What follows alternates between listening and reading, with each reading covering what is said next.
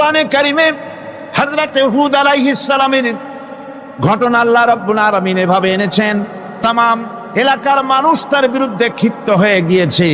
সমাজের লোক, রাষ্ট্রশক্তি হযরত হুদ আলাইহিস সালামের উপর অত্যাচারের পাহাড় ভেঙে দিয়েছে।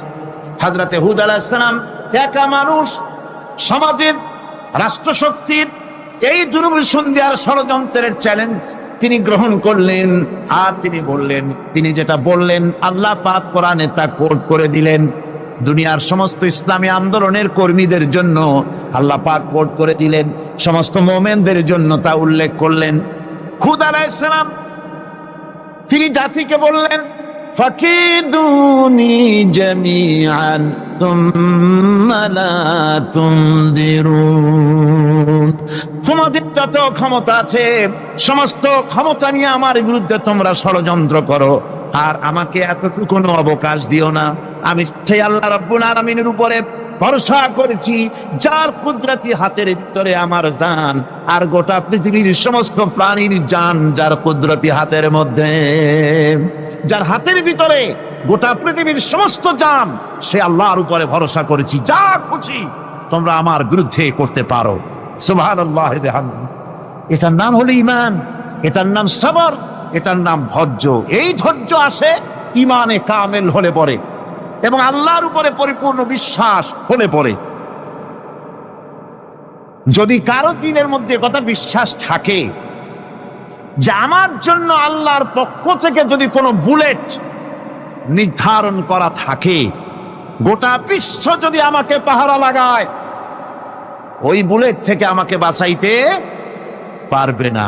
আর আমার জন্য যদি একটা বুলেট আল্লাহ কর্তৃক নির্ধারিত থাকে, তাহলে গোটা পৃথিবীর মানুষ চেষ্টা করেও সেই বুলেট থেকে আমাকে রক্ষা করতে পারবে না। হযরত আইয়ুব আলাইহিস সালামের সবরের ঘটনা কোরআনে কারীম তুলে ধরেছে। হযরত আইয়ুব 18টি বছর পর্যন্ত রোগের মধ্যে পড়ে আছেন। এত অসুখ করেছে, এত রোগ, শরীর পচে গিয়েছে, গায়ে পোকা ধরেছে, দুর্গন্ধ হয়ে গিয়েছে, বিবিরা চলে গিয়েছে, ছেলে মেয়ে পাড়ার লোকেরা দূর দূর করে তাড়িয়ে দিয়েছে। এবার জঙ্গলের ভিতরে গিয়ে আশ্রয় নিয়েছেন। এমন অবস্থা হয়েছে, শরীর পচে পচে জিহ্বায় যখন পোকা ধরা শুরু করে দিল, হযরত আইয়ুব আলাইহিস সালাম তখন আল্লাহ রাব্বুল আলামিনের দরবারে এই প্রথমবারের মতো তিনি বললেন, রব্বুল আলামিন, হায় আল্লাহ তাআলা, সমস্ত শরীর জড়া জড়া হয়ে গিয়েছে, গায়ে পোকা ধরেছে, আমি কোনো কথা বলি নাই, আমি খামোশ থেকে জিকির আজগার করতেছিলাম। আয় আল্লাহ, এখন দেখি আমার জিহ্বায় পোকা ধরেছে, পোকা ধরা শুরু হয়েছে। আমার জিহ্বাটায় পোকা তুমি দয়া করে দিও না, কারণ আমার জিহ্বায় যদি পোকা হয়ে যায় তাহলে তোমার মতো আল্লাহর জিকির আমি কি দিয়া করব? আমার জিহ্বাটা তুমি দয়া করে ভালো রাখো। কোরআনে কারীম বলছি, ওয়া আইয়ুবা ইয নাদা রাব্বাহু আন্নী মাসসানিয়াদ দুররু ওয়া আনতা আরহামুর রাহিমিন। স্মরণ করো সেই সময়ের কথা যখন আইয়ুব তার রবকে ডেকে বলেছিল, আমি অসুস্থ আর তুমি তো রহমান রহিম, দয়াময়। ভাষাটা দেখেন কি সুন্দর। এর থেকে কি আল্লাহরে আর কিছু বলা লাগে? আল্লাহ পাকের কাছে তিনি বলতেছেন, আল্লাহ আমি তো অসুস্থ, আমি তো অসুখ করেছে আমার, আর তুমি তো দয়াময় রহমান রহিম। এক অন্ধ, ঈদের দিন কত অন্ধই তো আসে খয়রাত করার জন্য, ভিক্ষা করার জন্য, চতুর্দিকে ভিক্ষা করতেছে অন্ধরা। এক অন্ধ ঈদের গেটের কাছে দাঁড়ায় বলতেছে, ভাইরা আজ হচ্ছে ঈদের দিন আর আমি কিছু দেখতে পাচ্ছি না। এ বেশি পয়সা পাইল, মানুষের দিন তার প্রতি আকৃষ্ট হয়ে গেছে। আরে কি কথা, আজ ঈদের দিন, সকলে আনন্দ করছে আর আমি কিছুই দেখতে পাচ্ছি না। সে কিন্তু কিছু চায় নাই। ভাষার ভিতরে, কথা বলার ভিতরে এ ধরনের টেকনিক আছে। হযরত আইয়ুব আলাইহিস সালাম বললেন না যে আল্লাহ আমারে মাফ করে দাও, কষ্টের মধ্যে আছি। তিনি শুধু বলেছেন, রব্বুল আলামিন, আমি অসুস্থ হয়ে পড়েছি, আমার অসুখ করেছে, আর তোমার নাম রহমান রহিম, এতটুকু কথা বলেছেন। আল্লাহ রাব্বুল আলামিনের দরজায়, তার দরবারে আইয়ুব আলাইহিস সালামের ডাক চলে গেছে। যায় নাই? কোন অসুবিধা আছে নাকি? কোন অসুবিধা নাই। পানির তলা দিয়া যদি কেউ ডাক দেয়, পাহাড়ের ভিতরে বসে যদি কেউ ডাক দেয়, আল্লাহ রাব্বুল আলামিন তা শুনতে পান। ইউনূস আলাইহিস সালাম মাছের পেটে বসে চিৎকার মেরেছিলেন, লা ইলাহা ইল্লা আনতা সুবহানাকা ইন্নী কুনতু মিনাজ জালিমিন। যিনি বলছিলেন, আয় আল্লাহ তাআলা, আমি তোমার প্রশংসা করছি, তুমি ছাড়া উপাস্য নাই, মাবুদ নাই। আমি তোমার পবিত্রতা ঘোষণা করছি, আমি তো জালিমদের অন্তর্ভুক্ত হয়ে গেছি। বাস এতটুকুন কথাই বলেছেন। আল্লাহ পাক বলছেন, ইউনূসের ডাক তো কেউ শোনে নাই, পানির মধ্যে কেউ শোনে নাই, জমিনের কেউ শোনে নাই, মহাশূন্যের কেউ শোনে নাই, কিন্তু মাছের পেটের ভেতরে থেকে গভীর অতল দরিয়ার তলদেশ থেকে মাছের পেটের ভিতরে বসে আমার ইউনূস যে ডাক দিল, ওই ডাক আমি আরশের মালিক আমি শুনতে পেয়েছি, আর সঙ্গে সঙ্গে জবাব দিয়েছি। ফাস্তাজাবনা লাহু ওয়া নাজ্জাইনাহু মিনাল গাম্মি ওয়া কাযালিকা নুজিল মুমিনিন। ডাকের সাড়া দিলাম, বিপদ দিয়া বাঁচায় দিলাম। শুধু ইউনূসের না, আল্লাহ পাক এ জায়গায় আবার ওয়াদা করলেন, দুনিয়ার যত মুমিন বান্দা আছে তারা যদি কখনো বিপদে পড়ে যায় আর আমারে যদি ডাকে, আমি এইরকম করে বিপদ থেকে বাঁচাইয়া দেব। আইয়ুব আলাইহিস সালাম যখন আল্লাহ রাব্বুল আলামিনের কাছে ফরিয়াদ করলেন, আল্লাহ পাক তখন বলছেন, কোরআনে কারীম বলছে, ফাস্তাজাবনা লাহু فكشفنا ما به من ضر وآتيناه أهله ومثلهم معهم رحمة من عندنا وذكرى للعابدين।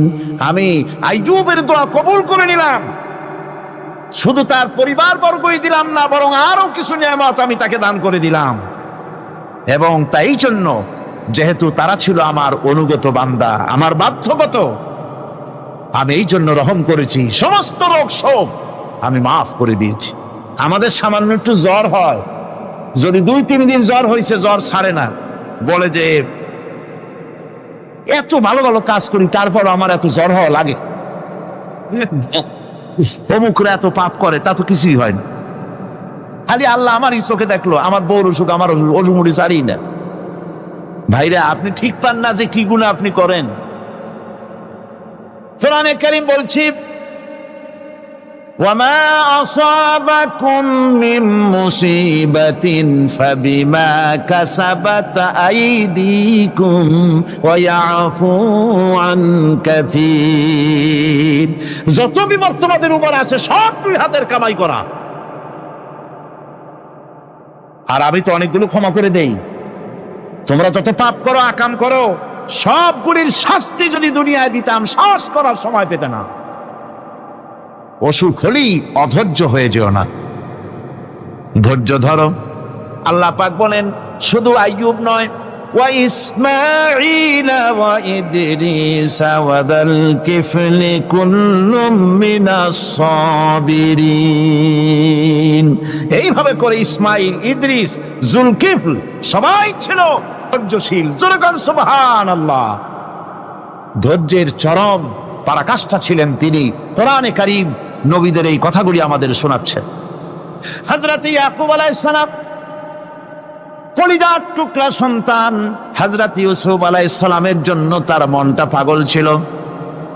এত সুন্দর করে আল্লাহ তারে বানাইছিলেন, এত তিনি ছিলেন সৌন্দর্যের পিরামিড, যারা দেখলে চোখ ফিরানো যায় না, এমন সুন্দর সুপুরুষ, যারে দেখি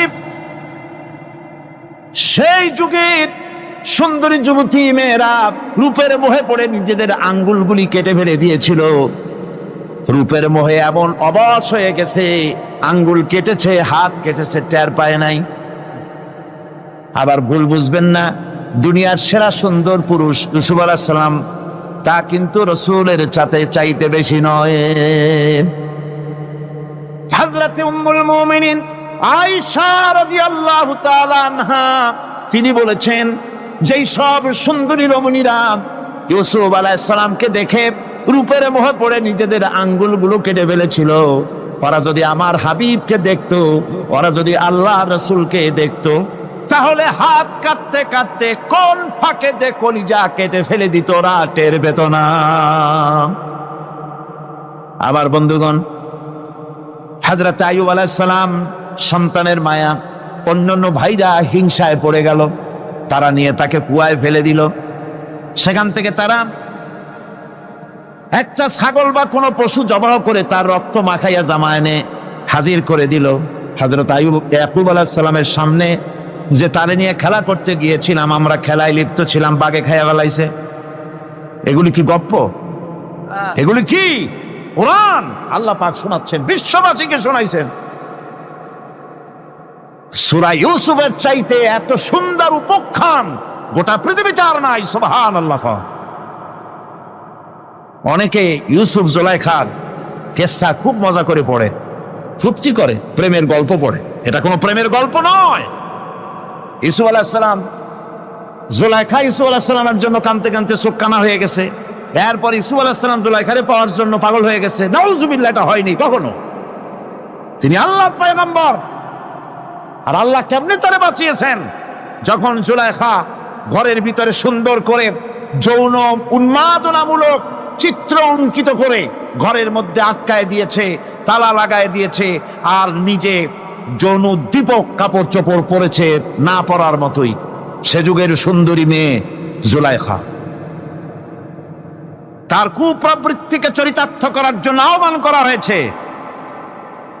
হযরত ইউসুফ আলাইহিস সালাম লক্ষ্য করে দেখলেন এমন জায়গা, এখান থেকে পালাবার তো পথ নাই, দরজা বন্ধ করে দিয়েছে। তিনি শুধু তখন কেবলমাত্র আল্লাহ রব্বুল আলামিনকে ভয় করলেন।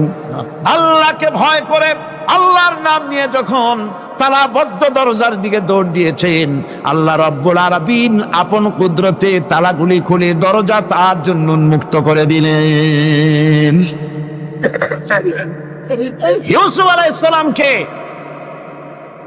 ফালাই দিয়ে এভাবে করে কাপড় এনে দিল তার সামনে, রক্তমাখা কাপড় পেয়ে হযরত ইয়াকুব আলাইহিস সালাম সন্তানদের মুখে কাহিনী শুনে তিনি কি বললেন?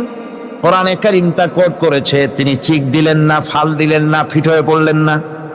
তিনি বললেন, কলিজার টুকরা সন্তান, তার মরার খবর শুনেছেন।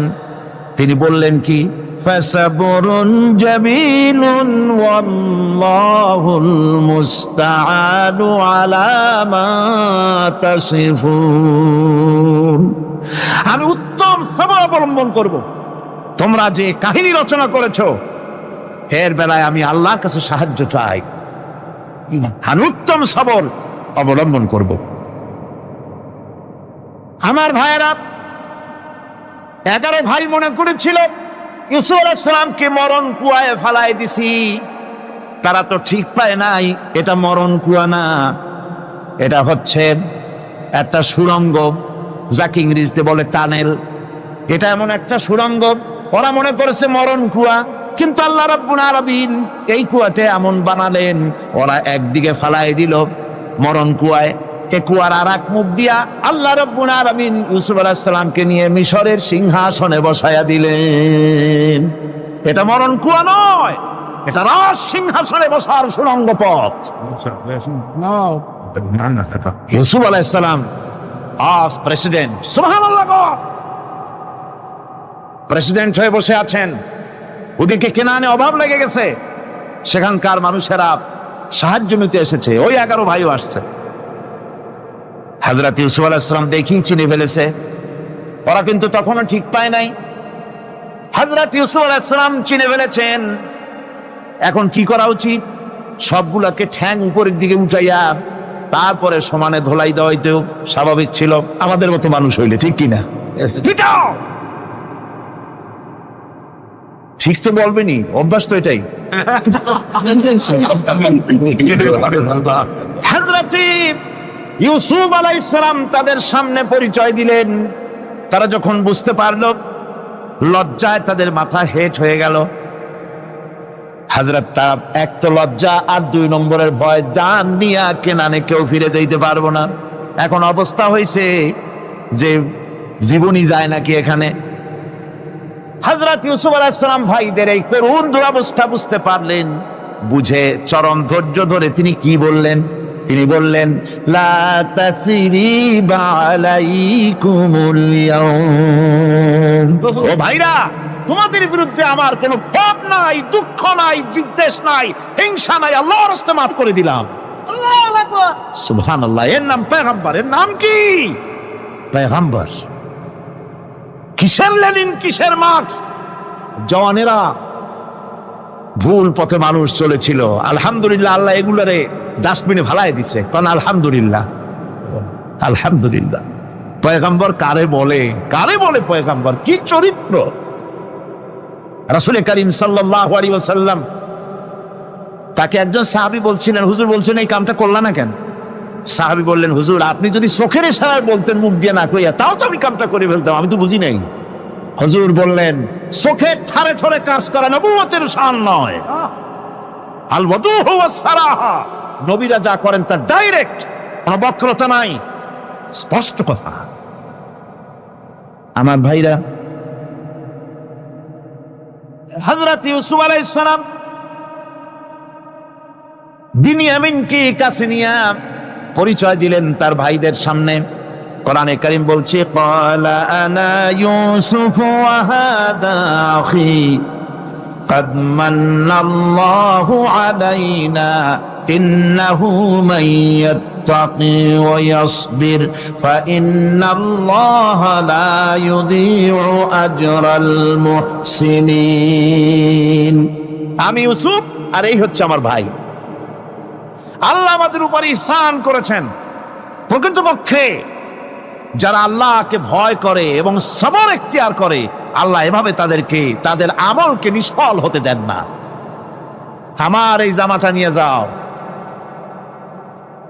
হযরত ইয়াকুব আলাইহিস সালাম, কলিজার টুকরা সন্তান ইউসুফ আলাইহিস সালামের বিরহ যন্ত্রণায় ছেলেকে কতদিন দেখে না, কাঁদতে কাঁদতে চোখ দুটো অন্ধ হয়ে গেছে। মিশর থেকে কেনানের দিকে জামা রওনা হয়েছে। কোথায় মিশর, কোথায় কেনান? জামা যখন রওনা হয়ে গেছে, হযরত ইয়াকুব বলতেছেন, আমি যেন আমার ইউসুফের গন্ধ নাকে পেতেছি। জামা চলে এলো, চোখের উপরে রাখলেন, আল্লাহ রাব্বুল আলামিন তাকে চক্ষুষ্মান বানায়া দিলেন।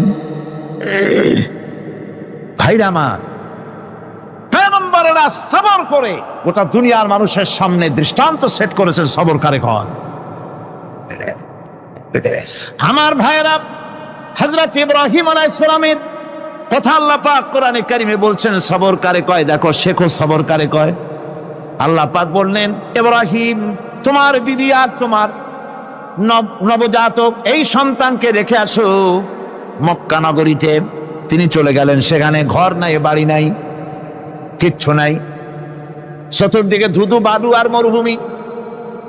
হযরতে হাজরা বলছেন, ইব্রাহিম সামান্য পানি আর খাবার দিয়া আমার সন্তান শুদ্ধ এখানে রেখে যেতেছো, আমি কি অপরাধ করেছি? কোনো জবাব নাই। 2 বার 3 বার বলার পরে হাজরা বলছেন, ইব্রাহিম গো, তবে কি আমার আল্লাহর হুকুম মতো আমারে রেখে যাচ্ছ নাকি?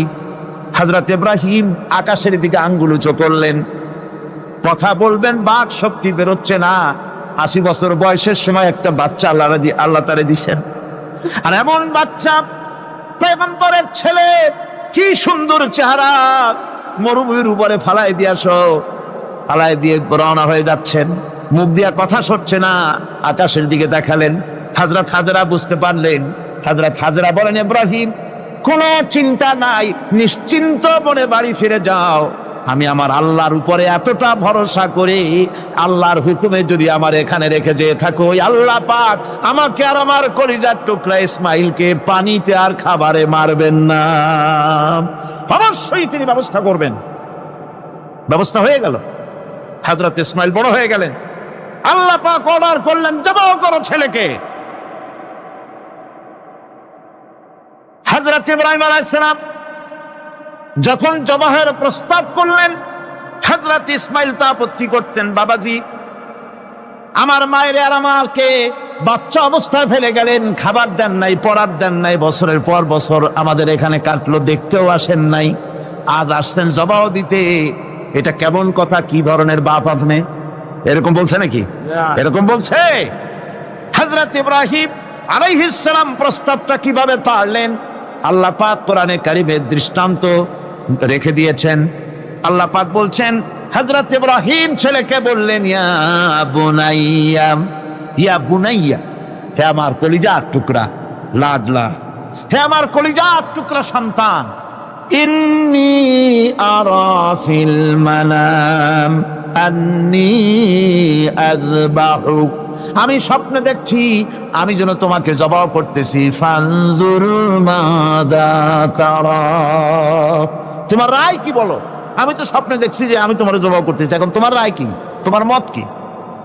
হযরত ইসমাঈল আলাইহিস সালাম শুনিয়া দিলেন দৌড়, নাকি? না, হযরত ইসমাঈল আলাইহিস সালাম ধৈর্যের প্রতীক, তিনি কি কথা বললেন? তার মুখের কথা কোরআন শরীফে আল্লাহ পাক উঠায় দিলেন। হযরত ইসমাঈল বললেন, ইয়া আবাতি ফাআল মা তুমারু সাতাজিদুনি ইনশাআল্লাহু মিনাস সাবিরিন, হে আমার পিতা, আপনি যে ব্যাপারে আদিষ্ট হয়েছেন আপনি তা পালন করুন, অবশ্যই আমাকে ধৈর্যধারীদের মধ্যে পাওয়া যাবেন। সুবহানাল্লাহ। এক বর্ণনায় এসেছে, হযরত ইসমাঈল বললেন, আব্বাজান আমি ধৈর্যধারীদের ভিতরে আমারে পাবেন, তবে জবাহ করার আগে আমার হাত পাটা একটু বেঁধে নেন, কারণ জবাহের যন্ত্রণায় আপনার গায়ে যদি আমার হাত পা লেগে যায় তো বেয়াদবি হয়ে যেতে পারে। আর আমি মরে আমার জবাহ হয়ে যাওয়ার পর আমার রক্ত মাখা জামাটা নিয়া আমার মা হাজেরারে দিবেন, কারণ তাকে মা বলবার মতো আর তো কেউ নাই। হযরত ইব্রাহিম তাকে বাঁধবার জন্য প্রস্তুতি নিলেন। হযরত ইসমাঈল বলছেন, আব্বাজান বাঁধবেন না, বাঁধার প্রয়োজন নাই। বলে, কেন? একবার বাঁধতে বললে আবার তুমি নিষেধ করছো কেন? ছেলে বলছেন, আব্বাজান বাঁধবো না এই জন্যে, হয়তো কিয়ামতেই প্রশ্ন উঠতে পারে যে আল্লাহর হুকুমে রাজি ছিল না বলে হাত পা বাঁধা জবাহ করছে, আমি এই সুযোগ দিব না, আপনি জবাহ করেন, আমি এতটুকু নড়াচড়া করব না। ধৈর্যের চরম প্রতীক হযরতে ইসমাঈল আলাইহিস সালাম দেখাই দিয়েছেন ধৈর্য কারে কয়। আমার বন্ধুগণ, এই পৃথিবীর সবচাইতে ধৈর্যের বড় প্রতীক হতেছেন ইমামুল মুরসালিন, আশরাফুল আম্বিয়া, সাইয়্যিদুল মুরসালিন, জনাবে মুহাম্মাদুর রাসূলুল্লাহ সাল্লাল্লাহু আলাইহি ওয়াসাল্লাম। আমার বন্ধুগণ, সবচাইতে বড় ধৈর্যের প্রতীক তিনি। কাউকে একটা গালি দেন নাই জীবনে, কাউকে ঠাট্টা করেন নাই, কাউকে মারেন নাই, কারো মনে দুঃখ দেন নাই। তিনি দুঃখ পেয়েছেন, তিনি কাউকে দুঃখ দেন নাই। তিনি কষ্ট পেয়েছেন, কাউকে কষ্ট দেন নাই।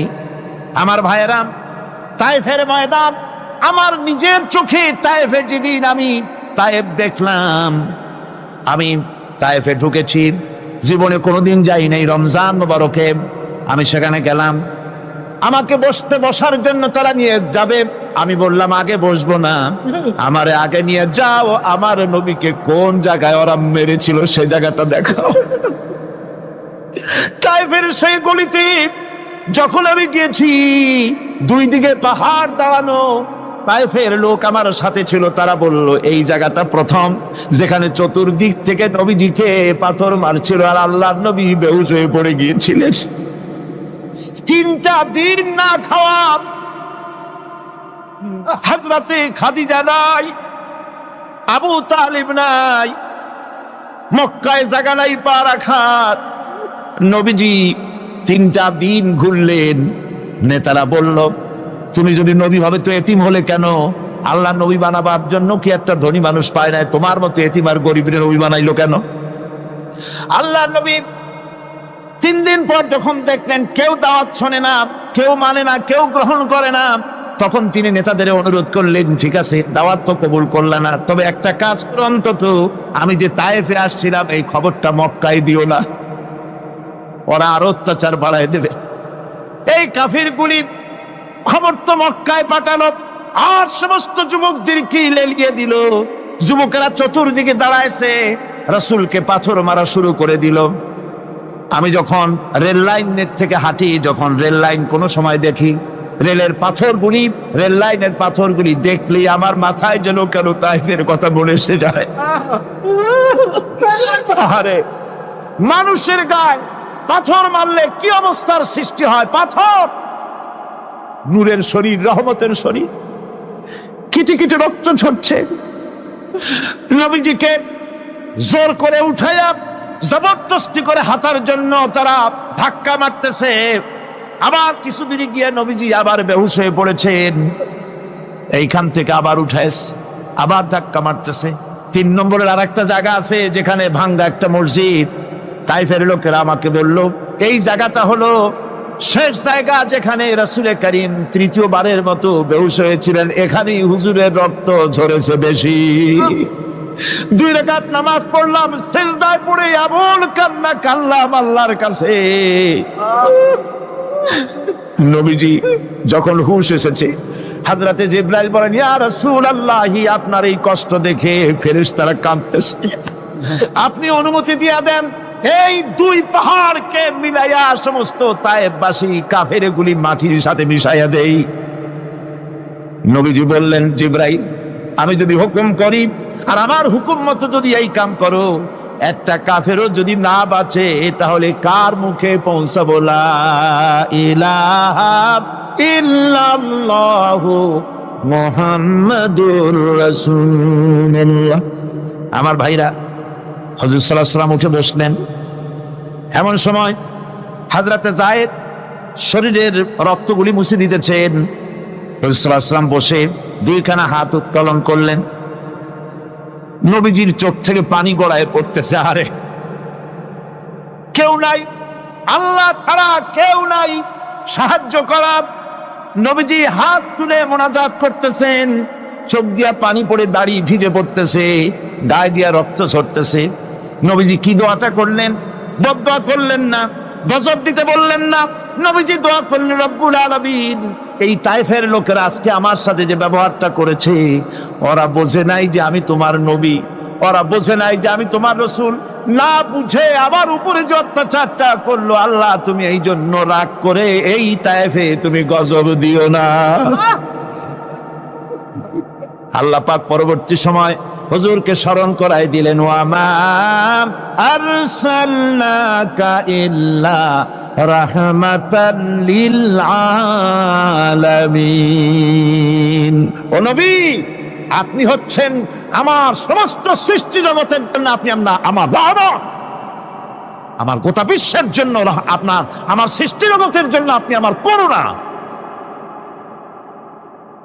একটা লোক রাসূলের এই কষ্ট দেখে বাগান থেকে 1 গ্লাস আঙ্গুরের শরবত এনে হাজির করেছে।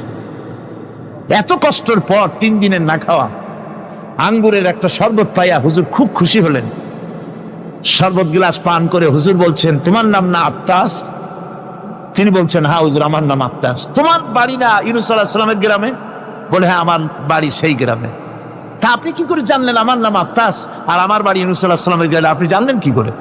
হুজুর বললেন, আমি নবী, হযরত ইউনূস নবী, একজন নবীর খবর আর একজন নবীর কাছে থাকে।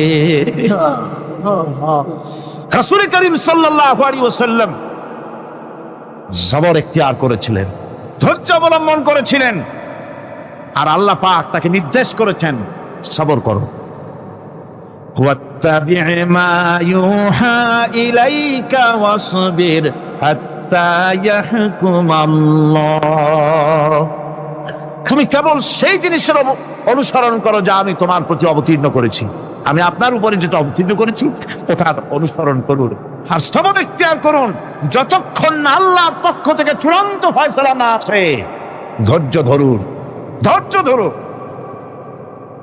আমার ভাইরা, কাফেরদের নির্যাতনের মোকাবেলায় আল্লাহ পাক তার হাবিবকে সান্ত্বনা দিয়েছেন। যখন কাফেররা নির্যাতন করতেছে, হারে হযরতে বেলাল নির্যাতিত, হযরতে সুমাইয়া নির্যাতিতা, হযরতে খাব্বাব, হযরতে খুবাইব, হযরতে আম্মার রিদওয়ানুল্লাহি তাআলা আলাইহিম আজমাইন, এত মার হতেছে। হযরতে ওমর হযরতে খাব্বাব রাদিয়াল্লাহু তাআলা আনহুকে খোলা গায়ে দেখে বলছিলেন, খাব্বাব রে, তোমার পিঠে এত গর্ত কেন? এত গর্তওয়ালা পিঠ তো আমি মানুষের দেখি নাই, এত চিকুন কোমরওয়ালা মানুষও তো দেখি নাই। তিনি বলেছেন, ওমর তুমি কি ভুলে গেছো? ইসলাম কবুল করার অপরাধী কাফির বেঈমানেরা আগুন জ্বালায়া আংটা আগুনের উপরে আমাকে চিৎ করে শোয়াছে, আমি যেন নড়াচড়া করতে না পারি সেজন্য আমার বুকের উপরে পাথর চাপা দিয়ে রেখেছিল। গায়ের চর্বি আর রক্ত গলে গলে পড়ে আগুন নিবেছে, আর আগুন গোস্ত পুড়ে যে পিঠের মধ্যে প্রবেশ করেছিল আজও পর্যন্ত পিঠের সেই গর্ত সেরে যায় নাই। এভাবে অত্যাচার হচ্ছিল সাহাবীদের উপর। আল্লাহ রাব্বুল আলামিন তার হাবিবকে সান্ত্বনা দিলেন, ওয়াসবির ওয়ামা সাবরুকা ইল্লা বিল্লাহি ওয়ালা তাহজান আলাইহিম ওয়ালা তাকু ফি যায়কিম মিম্মা ইয়ামকুরুন। হে রাসূল, সবরের সাথে কাজ করতে থাকুন। আপনার এই সবরের তৌফিক তো আল্লাহই দিয়েছেন, আর ওদের সমস্ত ষড়যন্ত্র, ওদের অপকৌশলে আপনি দুঃখিত হবেন না, চিন্তা করবেন না, ভারাক্রান্ত হবেন না, আপনি নিশ্চিত থাকুন। ওয়াসবির লিহুকমি রাব্বিকা ফাইন্নাকা বিআয়ুনিনা। হে নবী, আপনার রবের চূড়ান্ত ফয়সালা আসা পর্যন্ত ধৈর্য ধারণ করুন, আপনি তো আমার চোখের সামনে। সুবহানাল্লাহ, সুবহানাল্লাহ গড, আপনি আমার চোখের সামনে। কে আপনাকে কি করবে আমি দেখবো না? সুবহানাল্লাহ। মন্ত্রী যদি, এই সলিমুদ্দিন মার্কা মন্ত্রী যত আছে, এই মন্ত্রীরা যদি কয় ব্যথাতে ভয় কিসে, আমি তোকে দেখছি না, সাহসটা কেমন বাড়ে, কেমন বাড়ে সাহস। আরে কোনো মন্ত্রী ছাতা মাতা না, কোন প্রেসিডেন্ট রাজা বাদশা না, আকাশ আর জমিনের মালিক আমার আল্লাহ রাব্বুল আলামিন বলছেন, হাবিব কোন চিন্তা নাই, আপনি আমার চোখের সামনে।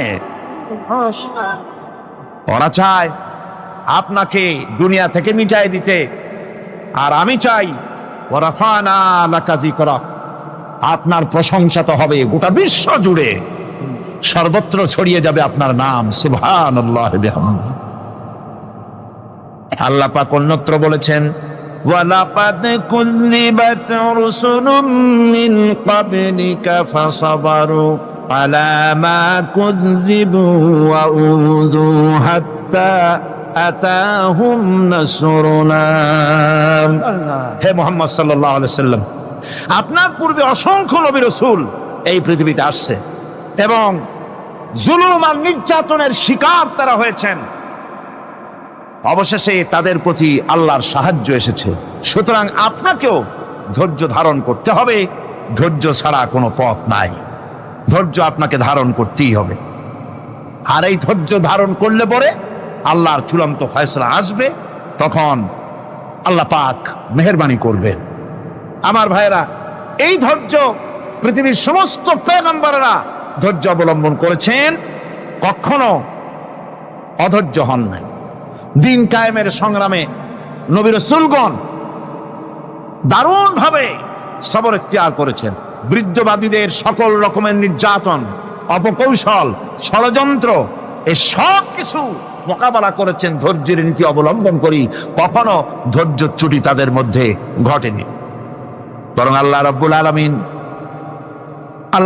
আলামিন তাদের প্রতি সন্তুষ্ট হয়েছেন। যারা এই ধৈর্য ধরেছে তাদের উপরে সন্তুষ্ট হয়ে আল্লাহ রাব্বুল আলামিন বলেছেন, ওয়া কাআইয়্যিম মিন নাবিয়্যিন কাতালা মাআহু রিব্বিয়ুনা কাসীর। এর আগে অনেক নবী এসেছিলেন যাদের সাথে বহু আল্লাহওয়ালা লোক লড়াই করেছেন। ফামা ওয়াহানু লিমা আসাবাহুম ফি সাবিলিল্লাহি ওয়া মা যাআফু ওয়া মাস্তাকানু। আল্লাহর পথে তাদের উপর যত বিপদ এসেছিল তারা হতাশ হয়ে পড়েন নাই, দুর্বলতা দেখাননি, বাতিলের সামনে মাথাও নত করেন। ওয়াল্লাহু ইউহিব্বুস সাবিরিন। আর আল্লাহ পাক ধৈর্যশীল যারা, তাদেরকে আল্লাহ পাক ভালোবাসেন। আমার ভাইরা, ধৈর্যের পরিচয় রাসূল করিম সাল্লাল্লাহু আলাইহি ওয়াসাল্লাম উহুদের ময়দানে যখন আক্রান্ত হয়ে গেলেন, চতুর্দিকে কাফেররা ঘিরে ধরেছে, বাঁচার কোনো পথ নাই। সাহাবায়ে কেরাম রাসূলকে পাহারা দিলেন। যারা রাসূলকে পাহারা দিতে দাঁড়াইছেন, জীবন দিয়া পাহারা দিতে দাঁড়ায় গেছে, রাসূলের দিকে মুখ দিয়া, পিঠটা বাইরের দিকে দিয়ে রাসূলকে পাহারা দেওয়া শুরু করেছেন। হুজুরকে পাহারা দিতে যারা দাঁড়িয়েছিলেন, কাফের কর্তৃক নিক্ষিপ্ত কি তীরগুলি এসে যখন বিঁধতেছিল, শুধু একজন সাহাবী হযরত তালহার পিঠের ভিতরে রাসূলকে হেফাজতের জন্য 80টা তীর একজনের পিঠের মধ্যে দিয়ে ঢুকেছে। এক অসতর্ক মুহূর্তে নবীজির দান্দান মোবারক শহীদ হয়ে গেল, শিরস্থান ভেঙে গেল, লোহার কড়া প্রবিষ্ট হয়ে গেল কপালের ভিতরে। হুজুর মাথা ঘুরে পড়ে গেলেন। হযরত আবু উবায়দা রাদিয়াল্লাহু তাআলা আনহু হুজুরের মস্তক মোবারককে করে করে নিয়ে, তারপরে বহু কষ্ট করে মাথা থেকে লোহার কড়া বের করলেন। এবার ওই কড়ার ছিদ্র দিয়ে রক্ত আসতেছে, মুখ দিয়ে রক্ত পড়তেছে, দাড়ি ভিজে যাচ্ছে। বুখারী শরীফে এসেছে, আল্লাহর নবী দুইখানা হাত নিজের চেহারার উপরে মলে আনে, টাটকা রক্ত চোখের সামনে দেখে বলছেন, আহারে, এই কওমের ফালাত কি করে হবে, এই কওমের মুক্তি কি করে হবে, এই কওমের নাজাত কি করে হবে, যে কওম তার নবীর চেহারা রক্ত দিয়ে আল্লাহ বানাইয়া দিল। নবীজি বললেন, আল্লাহুম্মা গফিরলি কওমি ফাইন্নাহুম লা ইয়ালামুন। আয় আল্লাহ পাক, আমার এই কওম বুঝতে পারে না, ওদেরকে মাফ করে দাও। খবর ছড়িয়ে গেল নবীজি শহীদ হয়ে গিয়েছেন। খবর ছড়িয়ে গেল চতুর্দিকে, মদিনায় খবর ছড়িয়ে গেল। মানুষ পাগলের মতো দৌড়ানো শুরু করে দিল। এক মেয়ে লোক দৌড়াচ্ছে উহুদের দিকে, কয়েকজন সাহাবীর সঙ্গে দেখা। তারা জিজ্ঞেস করলেন, দৌড়াও কেন মহিলা, যাও কই? কয় উহুদের দিকে যেতেছি। কয় যায় তো কোনো লাভ নাই, যেহেতু তোমার যে স্বামী এসেছিলেন জিহাদের ময়দানে, তিনি তো শহীদ হয়ে গেছেন। মহিলা বলতেছে, কে শহীদ হয়েছে শুনতে চাই না, আগে বলো নবীজি কেমন আছে। আবার কিছুক্ষণ পর আর কয়েকজনের সঙ্গে দেখা। তারা বলছে, মেয়ে লোক দৌড়াও কই? যাচ্ছি উহুদের দিকে। তারা বলছেন, যে কোনো লাভ নাই, তোমার যে দুইটা কলিজার টুকরা সন্তান উহুদে এসেছিল, দুটোই শহীদ হয়ে গেছে। মা বলতেছে, ও সাহাবী, কে শহীদ হয়েছে শুনতে চাই না, তাড়াতাড়ি করে বলো আল্লাহর নবী মুহাম্মদুর রাসূলুল্লাহ সাল্লাল্লাহু আলাইহি ওয়াসাল্লাম কেমন আছেন। দৌড়াতে দৌড়াতে উহুদের মাঠে সাহাবায়ে কেরাম পরিবেষ্টিত। আল্লাহর নবীর কাছে গিয়ে হুজুরের জীবিত চেহারা মোবারকের দিকে তাকায়া মেয়ে লোকটি কাঁদতেছে আর বলতেছে, ইয়া রাসূলুল্লাহ, আমার স্বামী মরা শোক, আমার কলিজার টুকরা দুইটা সন্তান মরা শোক আমার কলিজা থেকে মুছে গেছে, আপনি বেঁচে আছেন, তামাম মুসলমানদের এর চাইতে বড় সান্ত্বনা আর নাই। ভাইরা আমার, রাসূল করিম সাল্লাল্লাহু আলাইহি ওয়াসাল্লাম এভাবে করে ধৈর্যের পরিচয় দিয়েছেন। গালাগালি দেন নাই, রাগ করেন নাই, বদদোয়া করেন নাই। সুবহানাল্লাহ কোন, সুবহানাল্লাহ। ভাইরা আমার, এই সবর এমন মহান বৈশিষ্ট্য, এর মধ্যে রয়েছে জিহাদের ময়দানে যদি লোক কম হয় আর যদি তাদের মধ্যে সবর থাকে, বেশি সংখ্যক লোকের উপরে আল্লাহ পাক সবরকারীদেরকে বিজয়ী করে দিবেন। কোরআনে কারীমে রব্বুল আলামিন বলেন, কাম মিন ফিয়াতিন কালিলাতিন গালাবাত ফিআতান কাসীরাতাম বিইذনিল্লাহ আল্লাহু মা'আস সাবিরিন। এমন ঘটনার বহু নজির আছে যে কম সংখ্যক লোকেদের উপরে আল্লাহ পাক, বেশি সংখ্যক লোকেদের উপর আল্লাহ পাক কম সংখ্যক লোকদেরকে জয়ী করে দিয়েছেন। আল্লাহু মা'আস সাবিরিন। আর আল্লাহ আছে ধৈর্যশালীদের সাথে। আল্লাহ আছে কাদের সাথে? দেখেন না বদরের কামটা, বদরের ময়দান, 313 জন মুসলমান, অস্ত্রপাতি নাই, সামান্য সামান্য অস্ত্র, আর কাফেরেরা এসছে হাজারেরও বেশি। আমার বন্ধুগণ, ধৈর্যে কত বড় কাম দিল, ধৈর্য ধারণ করেছেন তারা, আল্লাহর উপরে ভরসা করেছেন। আল্লাহ রাব্বুল আলামিন অস্ত্রের কাজ কি দিয়া করায় দিলেন। একজন সাহাবী এসে বলছেন, হুজুর জিহাদের ময়দান, ইসলামের প্রথম জিহাদ, আমার কাছে তো অস্ত্র নাই, মেহেরবানি করে একটা অস্ত্র আমারে দেন, আমি লাফায় পড়ি জিহাদের মধ্যে। হুজুর বলেন, অস্ত্র তো আমার কাছে নাই, দিবটা কি? সাহাবী বলছেন, হুজুর অস্ত্র না থাকে যা পারেন তাই দেন, আপনার হাত দিয়ে যা দিবেন আমি দাঁড়ায় থাকতে পারবো না, জিহাদে আমাকে শরীক হতেই হবে। নবীজি কাছে পেলেন একখানা শুকনা খেজুরের ডালখানা তুলে সাহাবীর হাতে তুলে দিলেন। সাহাবী বলেন, রাসূলের হাতের দেওয়া শুকনা খেজুরের ডালটা নিয়ে আমি যখন কাফেরদের ভিড়ের মধ্যে ঝাঁপায় পড়ে যখন শুকনা খেজুরের ডাল দিয়ে আঘাত দিলাম, তখন ধারালো তরবারে দিয়ে আঘাত করলে যে কাম হয়, শুকনা খেজুরের ডালের আঘাতে কাফের দ্বিখণ্ডিত হয়ে জমিনে পড়ে গেল। ভাইরা আমার, আল্লাহ রাব্বুল আলামিন সবর যারা করে, সংখ্যা যদি কম হয়, আল্লাহ পাক তাদেরকে বিজয়ী করে দেবেন, এই ওয়াদা আল্লাহ রাব্বুল আলামিন করেছেন। এই সবরের গুণ ছাড়া জান্নাতেও প্রবেশ করা যাবে না, সবর যদি না থাকে বেহেশতে যাওয়া যাবে না।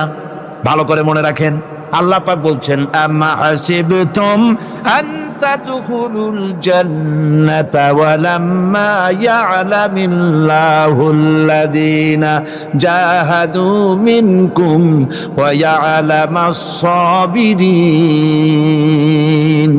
তোমরা কি মনে করেছো এমনি বেহেশতে চলে যাবা? এটা কি মামু বাড়ির আবদার নাকি? এমনি বেহেশতে চলে যাবা? অথচ আল্লাহ রাব্বুল আলামিন এখনো দেখেন নেননি যে তোমাদের মধ্যে কারা জিহাদ করতে প্রস্তুত, কারা তোমাদের মধ্যে জিহাদ করে জান দেওয়ার জন্য প্রস্তুত, আর কারা ধৈর্যধারী, এটা তো আল্লাহ এখনো দেখে নেন নাই। সুতরাং হক এবং বাতিলের সংগ্রামে লিপ্ত হতে হবে। আল্লাহ দেখতে চান কারা জীবন দিতে চায়। সুতরাং ইসলামী আন্দোলনে যারা শরীক হবে, তাদের বিপদ এবং মুসিবত দিয়ে আল্লাহ রাব্বুল আলামিন তাদের সাহসিকতা এবং ধৈর্যের পরীক্ষা নিবেন।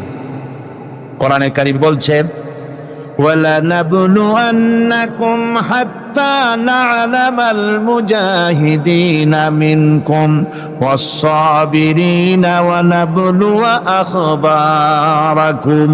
অবশ্যই আমি তোমাদেরকে পরীক্ষার সম্মুখীন করব, আর তোমাদের মধ্যে সত্যিকার মুজাহিদ, দৃঢ়তা অবলম্বনকারী কারা, আমি তা দেখব। এটা যেন আমি দেখে নিতে পারি, সেই জন্য আমি বিপদ এবং মুসিবতের মধ্যে তোমাদের ফেলবো। ধৈর্যধারীদের উপরে আমার রহমত অবশ্যই থাকবে।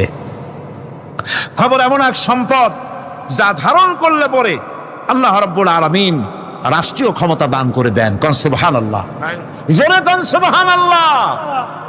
ধৈর্য ধারণ করলে আল্লাহ রাষ্ট্রের মতো বিরাট নিয়ামত আল্লাহ হাতে তুলে দিবেন। তার প্রমাণ কোরআন শরীফ আল্লাহ বলছেন, বনি ইসরাইলরা মিশর থেকে যখন বহিষ্কার হয়ে গেল, তাদের যখন পা রাখার কোনো জায়গা থাকলো না, বনি ইসরাইলরা মিশর থেকে যখন বহিষ্কার হয়ে গেল, এরপরে আল্লাহ পাক তারা যখন ধৈর্য অবলম্বন করলো, আল্লাহ পাক তাদের ব্যাপারে বলছেন, ওয়া আওরাসনাল কওমাল্লাযীনা কানু ইউস্তাদআফুনা মাশারিকাল আরদি ওয়া মাগারিবা আল্লাতী বারাকনা ফিহা। আর তাদের স্থলে আমি নির্যাতিত লোকদেরকে প্রতিষ্ঠিত করলাম। পশ্চিম এবং উত্তরের তাদেরকে আমি পশ্চিম এবং পূর্বের উত্তরাধিকারী তাদেরকে বানায় দিলাম। বিরাট এলাকা তাদের হাতে আমি তুলে দিলাম। ওয়া তাম্মাত কালিমাতু রাব্বিকাল হুসনা আলা বানি ইসরাঈলা বিমা সাবারু। আর এভাবে করে আল্লাহ পাক তার কথাকে পূর্ণ করলেন বনি ইসরাইলদের উপরে। সবর এখতিয়ার করার জন্য, ধৈর্য ধরার কারণে আল্লাহ পাক রাষ্ট্রের মালিক তাদের বানায় দিলেন। যেরকম সুবহানাল্লাহ। সবর যদি করা হয়, তো যুদ্ধ যদি বাদে, যদি জাহাজ শুরু হয়ে যায়, আল্লাহ পাক বলেছেন ফেরেশতা দিয়ে সাহায্য করবে। যদি সবর থাকে, তোমাদের সবর থাকলে আল্লাহ কি দিয়ে সাহায্য করবেন? ফেরেশতা। কোরআনে কারীম বলছি, বালা ইন তাসবিরু ওয়া তাত্তাকু ওয়া ইয়াতুকুম মিন ফাওরিহিম হাদা ইউমদিদুকুম রাব্বুকুম ربكم بخمسة آلاف من الملائكة مسومين।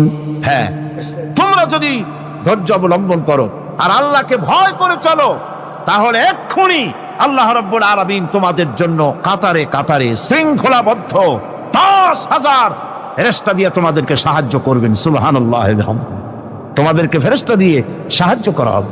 তোমরা যদি সবর ইখতিয়ার করো, তাহলে সংখ্যা যদি কম হয়, বেশি সংখ্যার উপরে জয়ী করে দেব। ইয়াকুম মিনকুম 20 সাবিরুনা ইয়াগলিবু মিয়াতাইন। যদি তোমাদের ভিতরে ধৈর্যশীল 20 জন হয়, আমি 200 কাফেরের বিরুদ্ধে তোমাদেরকে জয়ী করে দেব। সুবহানাল্লাহ। তোমরা যদি হও ধৈর্যশীল 200 কি কয় 20 জন, 200 কাফেরের উপরে তোমরা জয়যুক্ত হয়ে যাবে। আর বিপদ আর মুসিবতে যারা ধৈর্য ধরে, তাদের জন্য আল্লাহর পক্ষ থেকে সুসংবাদ। সুসংবাদ কাদের জন্য? ধৈর্যধারীদের জন্য।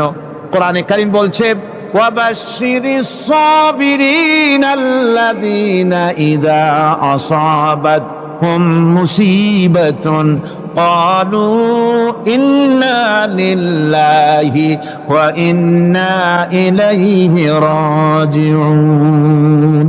সুসংবাদ সেই সব ধৈর্যশালীদের জন্য যারা নাকি বিপদ এবং মুসিবতে আসলে যারা বলে, কি বলে? পড়েন আমার সাথে, ইন্না লিল্লাহি ওয়া ইন্না ইলাইহি রাজিউন।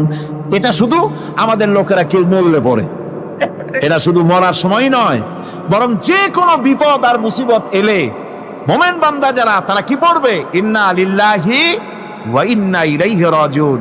নিশ্চয়ই নিশ্চয়ই আমরা আল্লাহর জন্য এবং আমাদের সকলকেই আল্লাহর কাছে ফিরে যেতে হবে, প্রত্যাবর্তিত হতে হবে। সবরকারীদের জন্য রয়েছে জান্নাতের সুউচ্চ সম্মানের জায়গা। জান্নাতে সবচেয়ে সম্মানজনক জায়গা আল্লাহ রাব্বুল আলামিন ধৈর্যশালীদেরকে দান করবেন। কোরআনে কারীম বলছে, উলাইকা ইউজসাউনাল গুরফাতা বিমা সাবারু ওয়া ইউলাক্কাউনা ফিহা তাহিয়াতাও ওয়া সালামা। এরা হলো সেই সব লোক যাদেরকে প্রদান করা হবে বেহেশতের সুউচ্চ মঞ্জিল, কারণ তারা সবর ইখতিয়ার করেছিল, তারা সবর করছিল, এই জন্য বেহেশতের সবচাইতে ভালো জায়গা তাদের দেওয়া হবে। কোন আলহামদুলিল্লাহ, জোরে কোন আলহামদুলিল্লাহ। এবং জান্নাতে সবরকারীদেরকে সম্বর্ধনা দেওয়া হবে, সম্বর্ধনা দেওয়া হবে। খালিদিনা ফিহা হাসনাত মুস্তাকাররাও ওয়া মুকামা। চিরদিন তারা জান্নাতের ভেতরে বসবাস করবে এবং কতই না সুন্দর, কতই না উত্তম জায়গা সবরকারীদের জন্য আল্লাহ বেহেশতের মধ্যে রেখে যাবেন। জান্নাতে প্রবেশ করার সাথে সাথে চতুর্দিক থেকে ফেরেশতারা ছুটে আসবে সবরকারীদের জন্য। ওয়াল মালাইকাতু ইয়াদখুলুনা আলাইহিম মিন কুল্লি বাব। চতুর্দিক থেকে ফেরেশতারা তাদেরকে ইস্তেকবাল করবে, কি বলবে? সালামুন আলাইকুম বিমা সাবারতুম ফানি'মা উকবাদ-দার। তোমাদের প্রতি শান্তি বর্ষিত হোক, কারণ তোমরা পৃথিবীতে সবর অবলম্বন করেছিল। কতই না উত্তম জায়গা, কতই না সুন্দর জায়গা আল্লাহ রাব্বুল আলামিন সবরের বিনিময় তোমাদেরকে দান করেছেন। সুতরাং এই সবর হচ্ছে মুসলমানদের জন্য সবচেয়ে বড় নিয়ামত। আজ আমার তো মনে হয় পৃথিবীতে মুসলমানরাই সবচেয়ে বেসবর। ট্রেনে যাবে, বসা নিয়ে বেসবর, টিকিট নিয়ে বেসবর, বাসের মধ্যে বেসবর, বাজারে যাবে বেসবর, স্কুলে যাবে বেসবর, যেখানে যান সব জায়গায় আমরা বেশি অধৈর্য, ঠিক কিনা কর? সামান্য সামান্য জিনিস নিয়ে ঝগড়া করা, মারামারি করা, এই হচ্ছে আমাদের ট্র্যাডিশন। ধৈর্য অবলম্বন করতে হবে জীবনের সকল ক্ষেত্রে, এই ধৈর্য আমাদেরকে রক্ষা করতে হবে।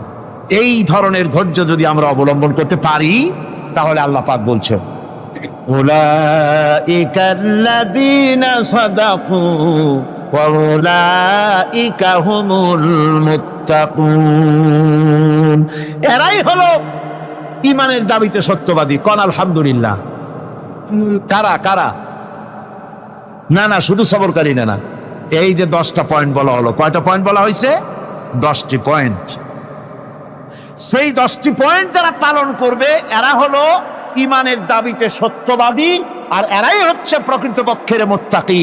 আমরা মুত্তাকি বুঝি দাঁতে ছাতা, দাড়ি টাড়ি আশ্রয় না, জাব্বা জুব্বা গায়ে দিয়ে কোনো জায়গায় পড়ে থাকে, হ্যাঁ, এটা বড় মুত্তাকি, খুব পরহেজগার। সালার চট্টর যদি পড়ে তাহলে তো আরো বড় পরহেজগার।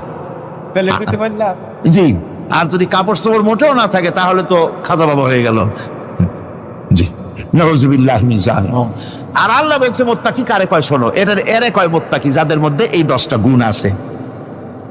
এই 10টি সত্য যদি সম্পাদন করতে পারি, যদি আমল করতে পারি, জীবন ধন্য হয়ে যাবে। সেই 10টি কথা আমি আবার আপনাদের স্মরণ পটে তুলে দিতে চাই, প্যাকেট করে পকেটে উঠাই দিতে চাই, যেন বাড়ি নিয়ে যেতে পারেন। 1 নম্বর হচ্ছে 10টি পয়েন্টের 1 নম্বর আল্লাহর প্রতি ঈমান। 1 নম্বরে আল্লাহর প্রতি ঈমান, 2 নম্বরে পরকালের প্রতি ঈমান, 3 নম্বরে ফেরেশতাদের উপর ঈমান, 4র্থ নম্বরে কিতাবের প্রতি ঈমান, 5ম নম্বরে নবীদের প্রতি ঈমান, 6ষ্ঠ নম্বরে সহায় সম্বলহীন নিকটবর্তী আত্মীয়, ইয়েতিম, মিসকিন, প্রবাসী, মুসাফির, সাহায্য প্রার্থী, এদেরকে মুক্ত করার জন্য এদেরকে সাহায্য প্রদান করা, 7 নম্বরে নামাজ প্রতিষ্ঠা করা, 8 নম্বরে যাকাত আদায় করা, 9 নম্বরে ওয়াদা পালন করা, 10 নম্বরে সবর এখতিয়ার করা। কয়টা হলো? এই 10টি কাজ যদি আমরা পালন করতে পারি, বিপদে মুসিবতে ধৈর্য ধারণ করতে পারি, যত মুসিবত আসুক, আসলে এগুলি কিছু না। মুসিবত আল্লাহ টেস্ট করবেন, মুসিবত দিয়া আল্লাহ টেস্ট করেন। দেখা যায় যে ওদের শক্তি খুব বেশি, চোখে আপনি দেখতে পারেন, কিন্তু আল্লাহ বলছেন ইন্না কায়দাশ শায়তানে কানা দাঈফা। বাতিলরা হলো শয়তান, বাতিলরা কি? আর ওদের চক্রান্ত আসলেই দুর্বল। এদের চক্রান্ত আসলে কি? দুর্বল। কাজেই এগুলিকে ভয় করা যাবে না। বিপদে মুসিবতে ধৈর্য ধারণ করে যদি অগ্রসর হওয়া যায়, তো আল্লাহ রাব্বুল আলামিন এই 10টি পয়েন্ট যদি আমল করা যায়, দুনিয়াও শান্তি পাবো, আখিরাতেও শান্তি পাবো। যত মুসিবত আসুক, বিপদ আসুক, ধৈর্যের সাথে মোকাবেলা করতে হবে। ধৈর্যের অর্থ কি? আমি আগেই বলেছি, ধৈর্যের অর্থ হচ্ছে অবিচলতা, দৃঢ়তা, বরদাস্ত করা, সহিষ্ণুতা, ধীরতা, স্থিরতা। ধৈর্যের অর্থ এটা নয় একজন একটা থাপ্পড় মারলো আর আপনি বলবেন যে বাবা ব্যথা পাইছো নাকি, তাহলে আরো একখান থাপ্পড় দিয়া দাঁত আমার সবগুলো ভালাই দেন। এর নাম ধৈর্য নয়। ধৈর্য হচ্ছে পরিস্থিতির মোকাবেলা করতে হবে সাহসিকতার সাথে, এর নাম হচ্ছে ধৈর্য। ওই যে আমি একটা দৃষ্টান্ত দিয়ে থাকি, এক সাপ একবার মুরিদ হয়েছিল এক পীর সাহেবের কাছে। পীর বলছিলেন যে আমি তো এইসব সাপ টাপ মুরিদ বানাই না। কয় না হুজুর, আমারে বানান। তারপরে মুরিদ বানায় কিছু অজিফাতারে শিখাই দিল, আর বললো খবরদার কাউকে দংশন করবে না। ঠিক আছে, সে যায়া জিগারাজগার শুরু করে দিয়েছে। এর মধ্যে জমিনে রাখাল আসছে, ধান কাটছে, ধানগুলো নিবি কি করে, দড়ি দাড়ি পাচ্ছে না, তো কি করা যায়, বানবে কি দিয়া? সন্ধ্যার পরে অন্ধকারে দেখে যে দড়ি একটা পড়ে আছে। ও যে কি দড়ি তা তো ওরা বোঝে না, ওইটারে নিয়ে ধানরে ফেসাইয়া লেজ দিয়ার মাথা দিয়ে এরকম করে বাসেটারে দিয়ে বাঁধছে। সাপ তখন বলতেছে, হায় হায় রে, কেবল যে মুরিদ হইছি, তা না হলে তুই ঠিক পাইছি যে আমি কি ধরনের দড়ি। এরপরে নিয়ে বাড়ি নিয়ে ভালাই দেশে খুলে সাপটার ঘাড় গেছে মস্কিয়া। বহুত কষ্ট করে হুজুরের বাড়ি গিয়ে হাজির, কয় যে হুজুর কি একখান জিকের শিখাইলেন, আমার তো ঘাটটার মস্কে শেষ। আশ্চর্য কথা, কত মানুষ মুরিদ হইলো, কত কিছু মুরিদ হইলো, কারো তো জিকের করলে ঘাড় মস্কে যাবে কেন, এটা কেমন কথা? কয় হুজুর ঘটনাই। আরে বেটা ঘটনা এইটা, তুই কি করছিলি? কয় যে আপনি যে নিষেধ করছেন দংশন করতে, আমি তো দংশন করতে পারিনি। আরে বেটা, দংশন করতে নিষেধ করছিলাম, ফোঁস করতে তো নিষেধ করি নাই। তোরে যখন দড়ি মনে পেরে হাত দিছিল, ফোঁস করে উঠতি, ওই রাখা লাভ দিয়া বর্ডার পার হইয়া দিল্লি চলে যেত। কাজী ধৈর্যের মানে শীত হয়ে পড়ে না। ধৈর্য মানে অবিচলতা, দৃঢ়তা নিয়ে শক্তি সঞ্চয় করে আল্লাহর উপরে ভরসা করে বাতিলের বিরুদ্ধে ঝাঁপিয়ে পড়তে হবে, বাতিল উৎখাত হতে বাধ্য হবে। অনাটনে, বিপদে মুসিবতে আর হক আর বাতিলের সংঘর্ষ চলাকালীন ধৈর্য ধারণ করা, এটা হলো সবচাইতে একটা বড় কোয়ালিটি। কোরআনে কারিমে সবর শব্দটি সবচাইতে বেশি ব্যবহার করা হয়েছে। সর্বাধিক ব্যবহৃত শব্দ কোনটি? সবর।